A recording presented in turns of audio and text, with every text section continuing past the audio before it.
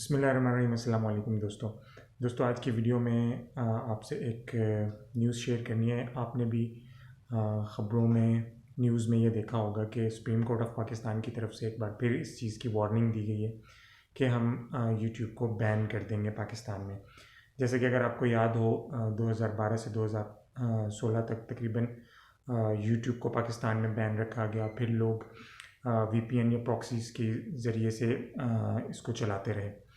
तो दोस्तों अगर यूट्यूब पाकिस्तान में बैन होती है तो उससे क्या होगा।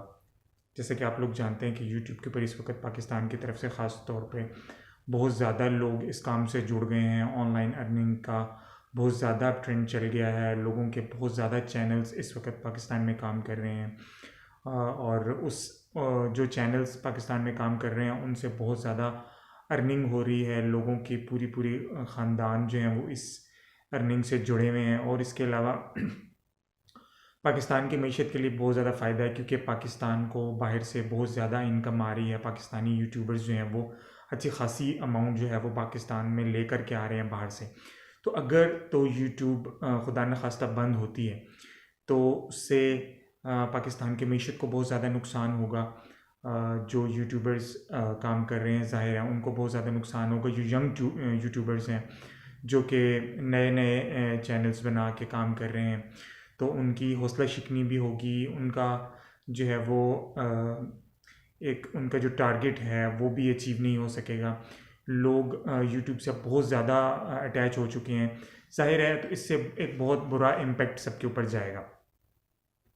अगर आप देखें तो पाकिस्तान के अंदर तो बहुत ज़्यादा अब इस चीज़ का ट्रेंड है। लोग बहुत ज़्यादा काम कर रहे हैं और चैनल्स के ऊपर उससे लोगों को सीखने को भी बहुत कुछ मिल रहा है। बहुत ज़्यादा फ़ायदा हो रहा है लोग। और आजकल के इस यानी कोरोना के दौर में जब कोरोना की वजह से हर चीज़ बंद पड़ी है, गवर्नमेंट ऑफ पाकिस्तान ने पहले PUBG को बैन किया और सोशल मीडिया जो है वो बैन किया गया। अब यूट्यूब जैसे पहले बंद हुई थी उसी तरह दोबारा से बंद करने की कोशिश तो खैर नहीं, लेकिन इंडिया दे दिया गया है सुप्रीम कोर्ट ऑफ पाकिस्तान की तरफ से। तो उम्मीद तो यही है कि इंशाल्लाह ऐसा नहीं होगा। लेकिन अगर ऐसा होता है तो उससे पाकिस्तानी जो यंग यूट्यूबर्स हैं, ये जो प्रोफेशनल्स हैं, ज़ाहिर है उन सब का नुकसान है। तो हम ये गवर्नमेंट ऑफ पाकिस्तान से अपील करते हैं कि इसको बंद ना किया जाए। जिस कंटेंट की वजह से सुप्रीम कोर्ट ऑफ पाकिस्तान ने इस किस्म का ऑर्डर देना मुनासिब समझा है या इस तरह के इंडिया दिया है कि हम इसको बैन कर देंगे, तो उस कंटेंट को PTA की मदद से बैन करवा दिया जाए या उसकी मदद से PTA की मदद से उसको बैन किया जाए पाकिस्तान में सिर्फ। जैसा कि अगर आपने यूट्यूब के ऊपर देखा होगा कुछ वीडियोस को ब्लॉक्ड इन द कंट्री का एक एरर मैसेज देता है वो कि आप इस वीडियो को नहीं देख सकते, कि ये वीडियो इस मुल्क में बैन है। तो इस तरीके से पाकिस्तान के अंदर जो गवर्नमेंट है या सुप्रीम कोर्ट है उनके ऑर्डर्स के मुताबिक PTA की मदद से इन वीडियोस को सिर्फ ब्लॉक किया जा सकता है।